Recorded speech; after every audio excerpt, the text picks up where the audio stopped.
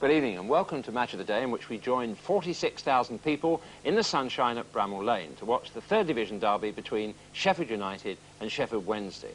We follow that with Wolves against Tottenham, the goals from the Aston Villa versus Nottingham Forest game, the result of Goal of the Month, and end with your views on our music. And tonight's headlines: Jimmy Greenough, playing his first full game since last season's Cup final, scores Manchester United's winner against Liverpool. Birmingham replaced Chelsea at the top of Division 2. And Duncan McKenzie scores again as third division Blackburn pushed their remarkable record to 27 points out of the last 28. Right, let's now go to Yorkshire's special Match of the Day, Sheffield United against Sheffield Wednesday. As it stood this morning, it looked as if Wednesday would go up and United wouldn't. But as both managers would quickly point out, a couple of results could change the whole picture. Your commentator, Barry Davis.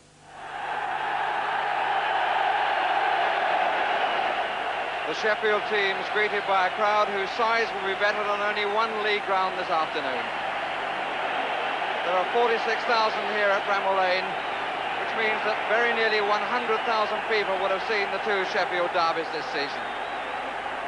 And even in the third division, as both teams are for the first time, there's no denying the enthusiasm for the game in the city, or indeed, as we can see from the spires on St Mary's Church, the ingenuity of some of the supporters. For United, beaten 4-0 at Hillsborough on Boxing Day, there's only pride really in this match, as their last chance of promotion surely went with defeat at Southend yesterday. They make two changes on that occasion, including the return of the Argentine Alex Sabella, fit again for a setting which should surely suit him.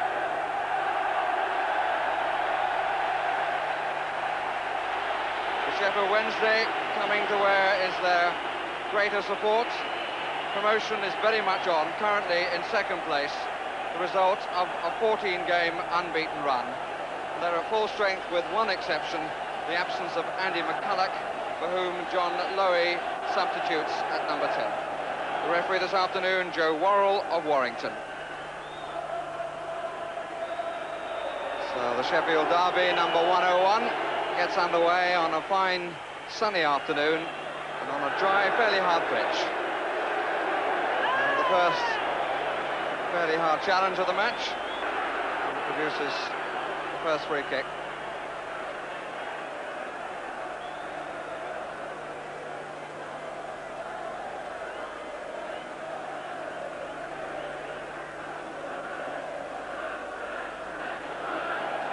John McPhail recovered, and the first free kick comes down the left side and runs out for the goal kick.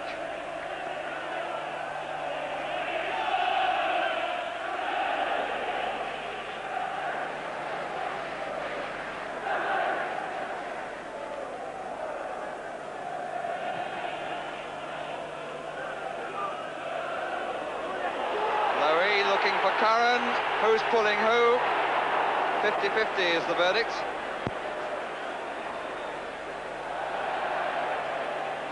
Curran very nearly put in by John Lowy.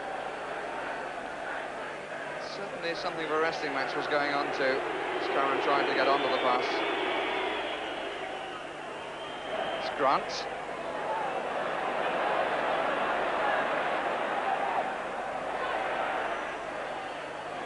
Hornsby. It's a rather strange position for McPhail to come from, but it was effective. Bramall. Diagonal cross met by Mellor. And a good save by Poole. A diagonal cross that was fairly low, and Mellor met well, and the goalkeeper saved well.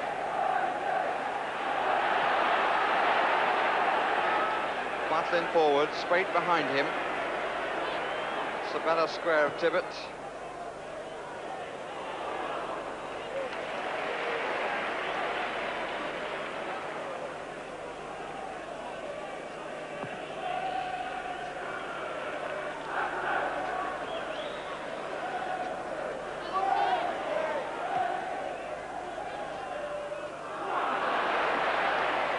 Well reached by Kenworthy. Determined to play, and he's playing determinedly.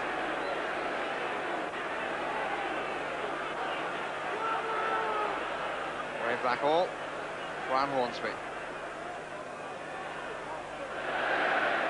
Well, had to adjust his run a little bit.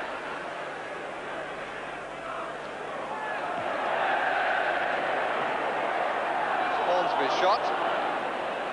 Appeal for handball, but it hasn't been given. De Goey living a little dangerously. Oh dear, oh dear. Tibbett. Everything is to his right.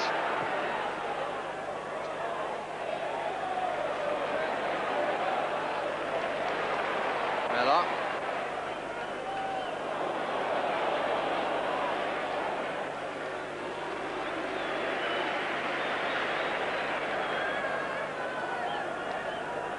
Two players on the field, but this fellow Sabella is the only one prepared to dwell on the ball.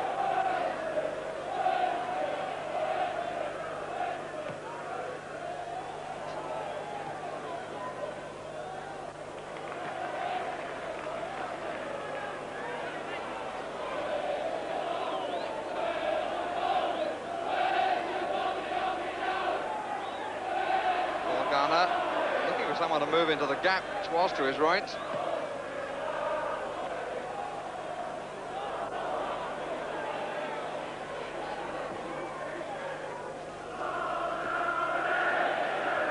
Piece of work by Kenworthy. The teenage battle there is won by Jones. Another teenager, Mark Smith, gets the ball up again.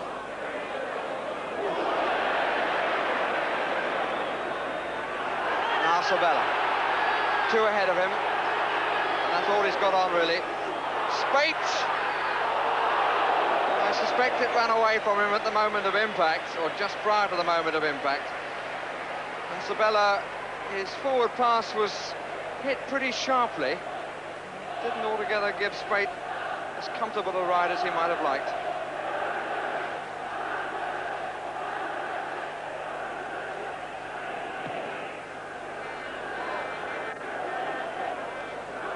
Curran.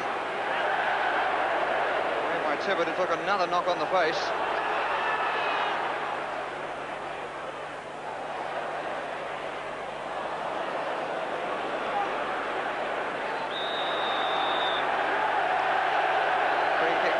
Kenworthy.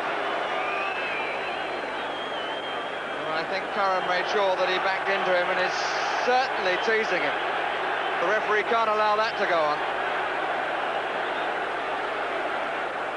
Curran being called over, but really classic case of Curran trying to goad the other player. Can be no question. And it seemed to me that he walked on his boot right in front of Kenworthy. The referee obviously felt that he hadn't, but I can't believe he couldn't see it. He was right on top of it, so maybe I'm wrong in my judgment.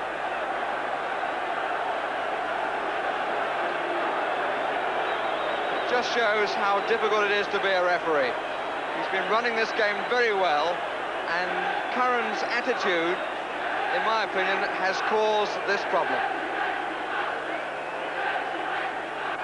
The referee forced to call on for some attention from Cesc Colwell to Tony Kenworthy.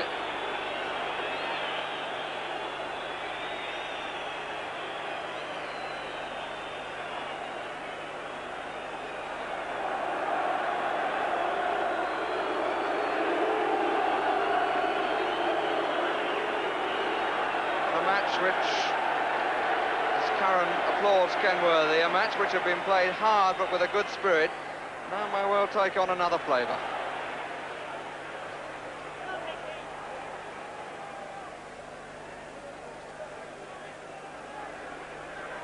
And they renew their close relationship, Kenworthy and Curran.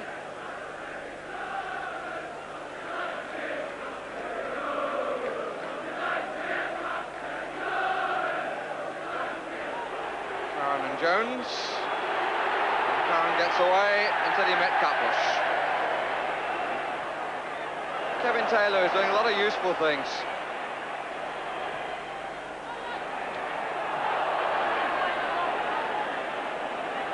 Paul Garner. I think Garner ran into Hornsby then, and the referee was right not to give the free kick. I must say this youngster Kevin Taylor has been at the club since joining them from school through the apprentice ranks. Looks a very useful player indeed.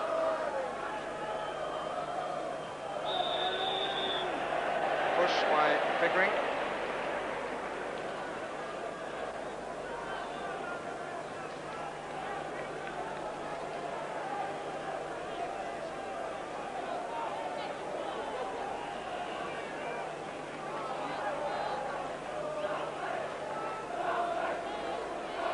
Taken a position on the far right.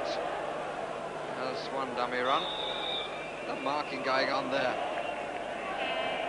And it's Butlin who hits it against the post, and McPhail who puts it in.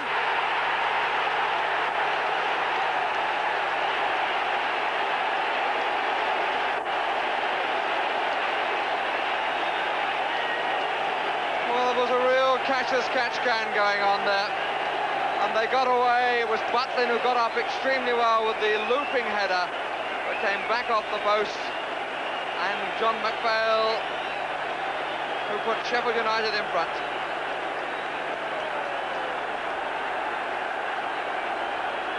Kisses to the crowd. And the home side score the first goal of the 101st derby.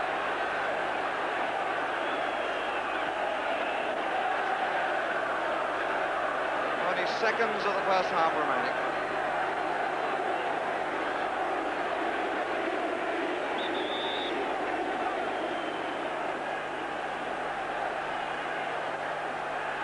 Here's Hornsby for Wednesday.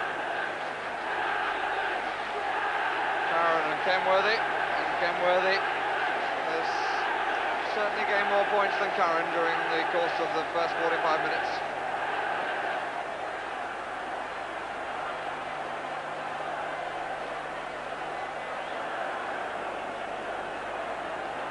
Going stride for stride with Curran. It's Taylor, Curran, and Sabella.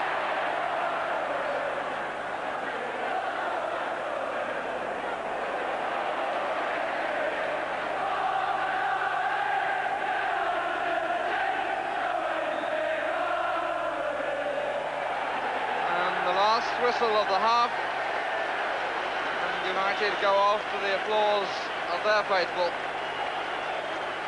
leading by a goal to nothing from a set piece taken by Sabella, header first of Butlin and the foot of McPhail putting them in front.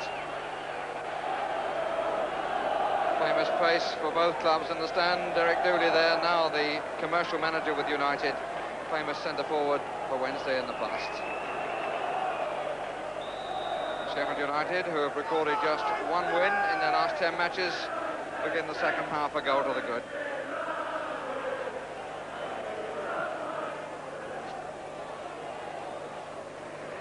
Will do something to make up for their disappointment in the promotion stakes. They can at least share the honours in the derby matches. Here's Mickey Spate. And still. He showed a nice piece of footwork. The cross was a bit too close to Bob Boulder.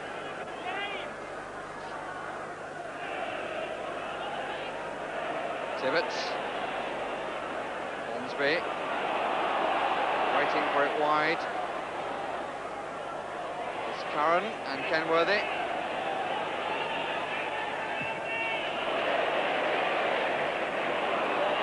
Now Blackwell. 4 in the area for Wednesday.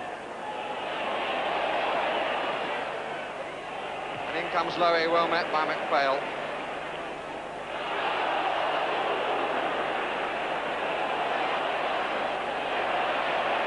Blackwell is done well. And Garner doing a very effective job on the left side, just covering there.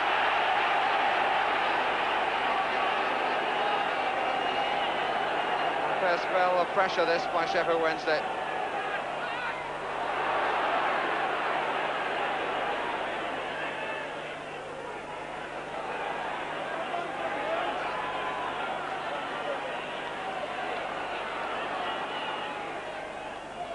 Curran. This time it's Cutbush at his back.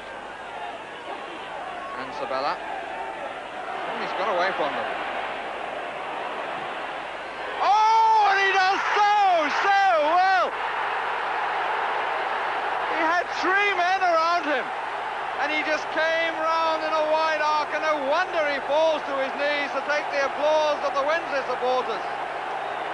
But the United supporters must be wondering how on earth he was allowed to go away. He came away in an arc, and when he was in space, he hit a right-foot shot that was beating the goalkeeper from the moment that the ball was struck. Well, say what you like about Terry Curran. It cannot be denied that he's a character, and when he wants to, he can play. 1-1.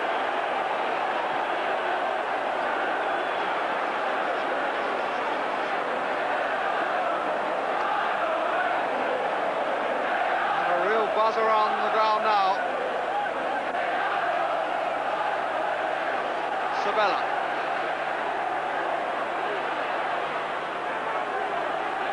McPhail. His goal has now been cancelled out. Garner wasn't offside, but Butlin was.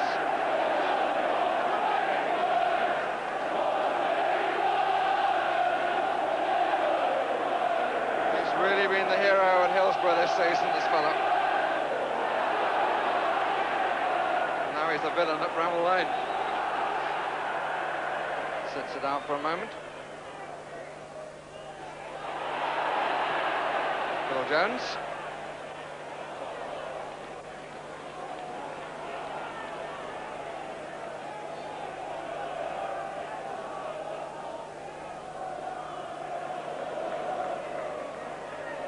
Curran. Blackhall.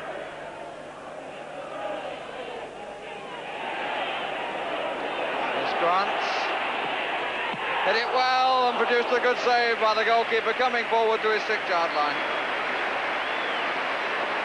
Plenty of beef behind it. The goalkeeper was coming forward and turned it away well.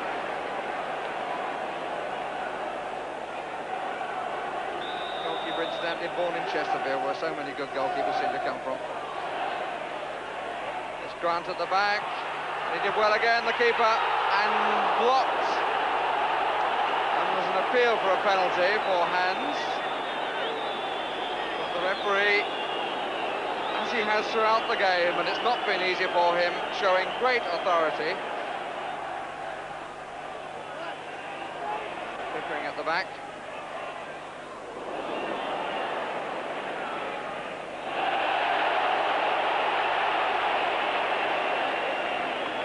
Catching Tibbett. Another Sheffield player down is Kenworthy.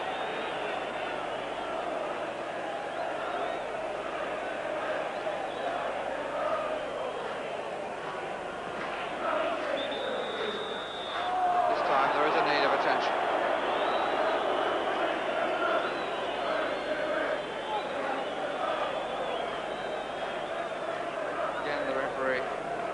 Showing good common sense, allowing the goalkeeper to clear the ball. Lewis whistle as the ball crossed the halfway line.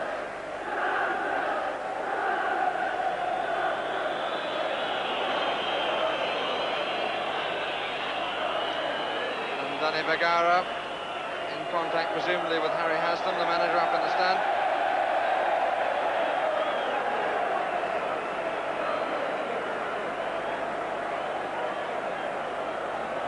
Tony Kenworthy, who's played on manfully and played well with this injured toe, finally has to call it a day.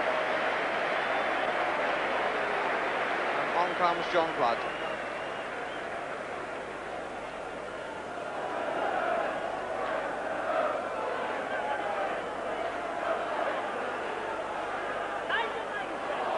Curran. Spate has dropped back into midfield. Here's Sabella. Butlin didn't take it with him. Now Garner.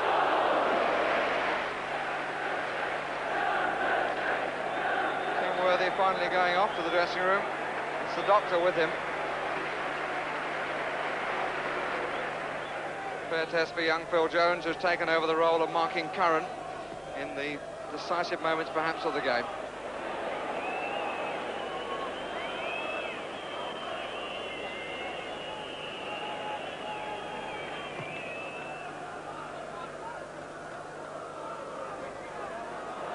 Ran for the goal, and here's Flood. Needed too many touches. Difficult one to take for him. 10 minutes left.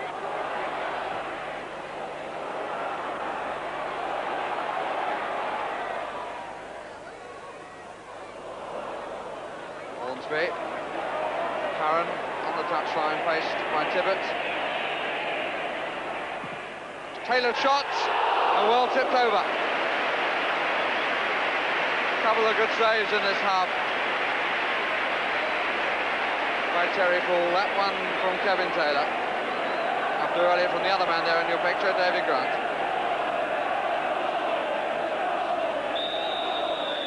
Curran has come to take the corner.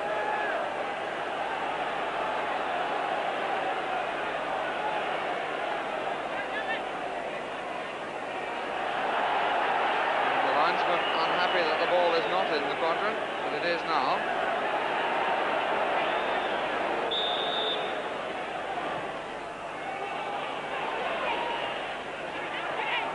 Claimed by Paul.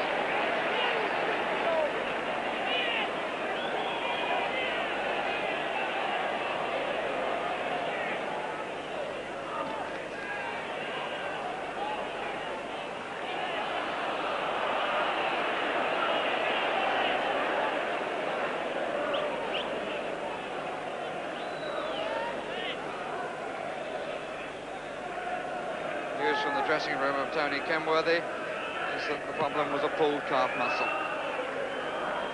Flood. Sabella.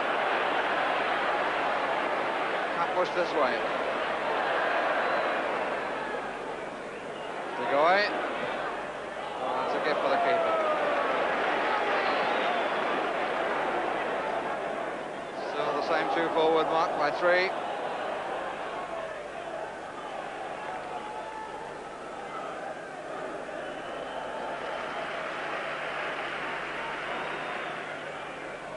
Hornsby. The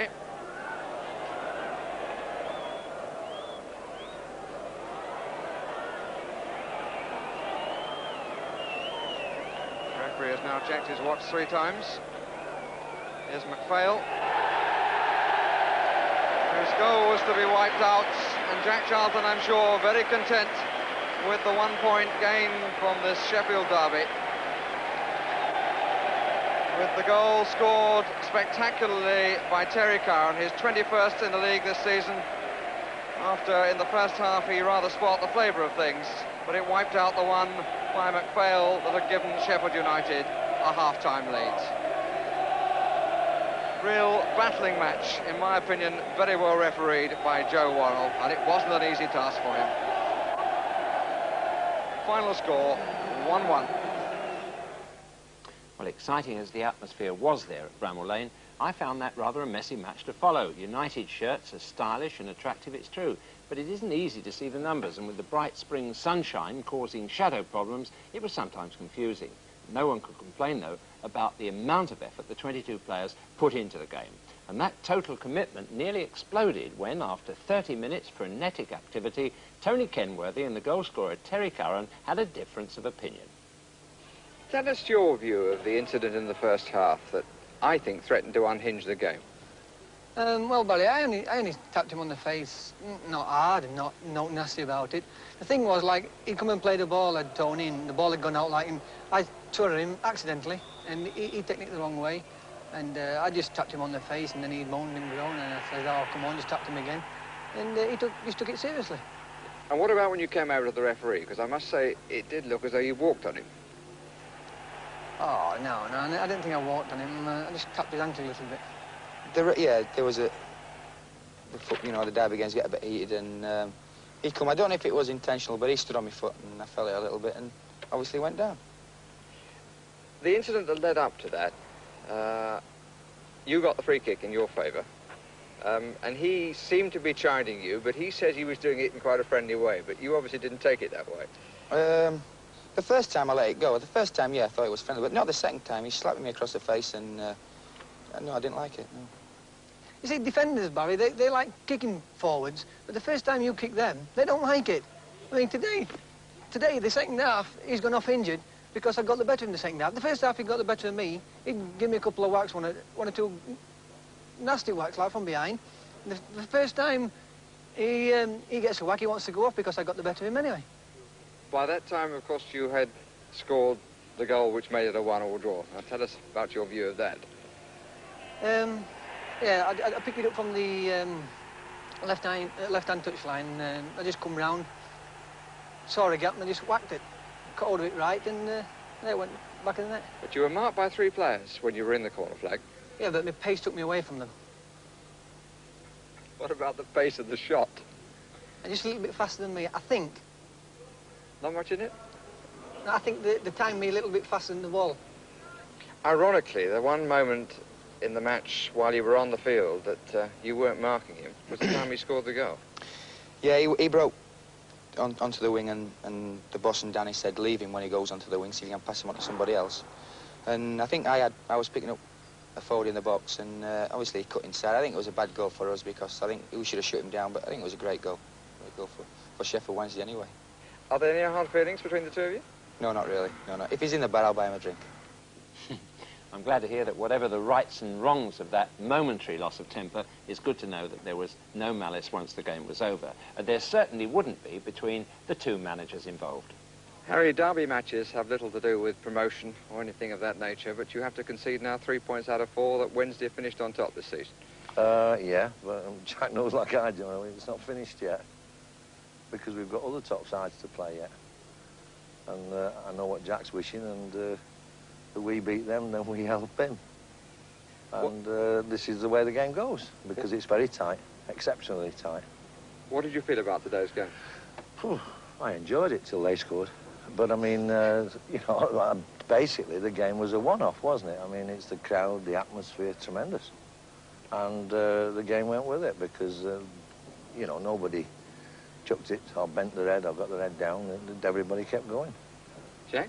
Yeah, I agree with him, yeah. It was a bit bumpy and a bit dry, but everybody got in about the job. And that's what derbies are about. There were two goals, which was as many as I thought there would be in the day. Presumably, Jack, you're very happy to have come away from here with 1 point. Well, you're always happy in a local derby when you go away, like with an atmosphere and a crowd like today, to come away with a point, yeah. I would like 2, but I'll settle for 1.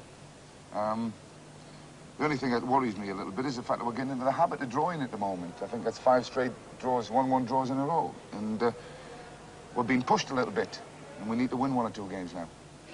Well, although Jack Charlton was pleased enough with that point, Wednesday's 3 main rivals for promotion all won away. Grimsby now have a 4-point lead after their 1-0 victory at Barnsley.